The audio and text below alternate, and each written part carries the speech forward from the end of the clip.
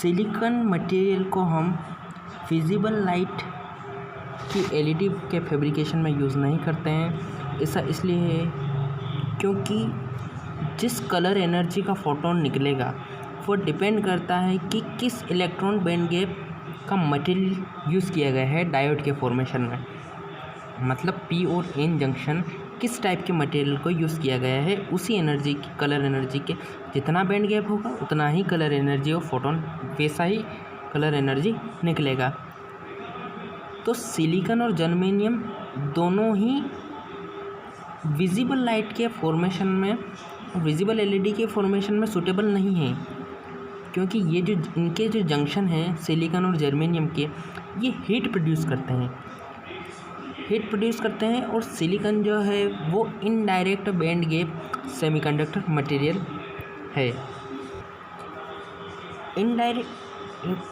Indirect band gap semiconductors means this is the energy gap, this is the graph shows like direct band gap semiconductor means electron can jump directly from here to here or here to here. There is straightforward energy gap. Okay, thank you. As a result of this, gallium arsenide and other direct band gap semiconductor are used in making such optical devices like LEDs and semiconductor lasers. So I hope you understand up to here. अब आप पूछोगे कि direct band gap और indirect band gap क्या होता है।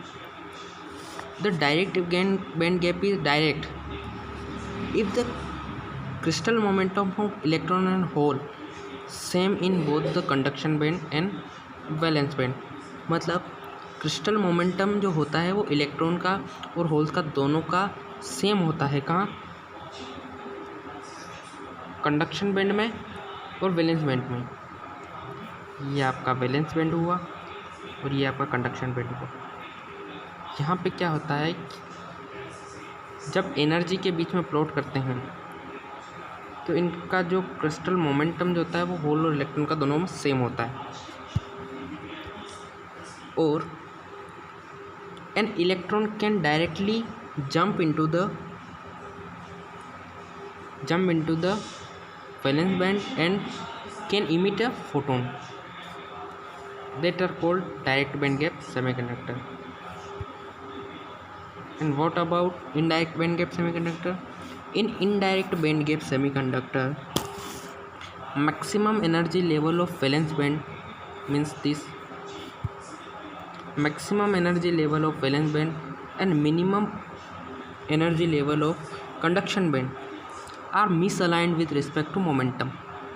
ये क्या होते हैं, एक दूसरे से अलाइन नहीं होते। तो यहाँ पर जब इलेक्ट्रॉन अगर वैलेंस बैंड से कंडक्शन बैंड में आएगा भी तो there is very less chance कि वो फोटोन लाइट की फॉर्म में इमिट करे। अब आपको ये पता होगा E इजिकल्स टू एच में होता है, E इक्वल टू एच में होता है। अब यहाँ पर H तो है वो कांस्टेंट है, प्लैंक्स कांस्टेंट। अब म्यू जो है वो डिपेंड करता है C is equals to mu lambda होता है। ये म्यू जो है डिपेंड करेगा जितना लेमड़ा होगा। लेमड़ा बेसिकली ये होता है जैसे रेड के लिए 630 नैनोमीटर से 750 नैनोमीटर के लिए। अब हमें रेड लाइट की एलईडी चाहिए तो हमें म्यू को ऐसा सेट करना पड़ेगा और म्यू डिपेंड कर रहा है ई पर। तो ई जो है जितनी एनर्जी निकलेगी वही डिपेंड करवाएगी कि कौन से लाइट की कौन एलईडी है जो कौन सी लाइट इमिट करेगा। और यह अलग अलग मटेरियल के लिए अलग अलग हो सकता है।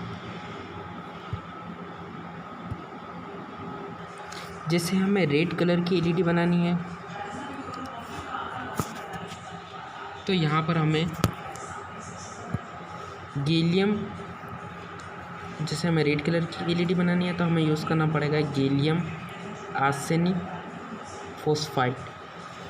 जैसे गैलियम आर्सेनाइड और फॉस्फेट का जो कॉम्बिनेशन होता है ये पी टाइप और एन टाइप की तरफ होता है। यह जो है यह सुटेबल है E is equal to h mu, ये सुटेबल है म्यू को ऐसा इस तरह का सेट करने के लिए।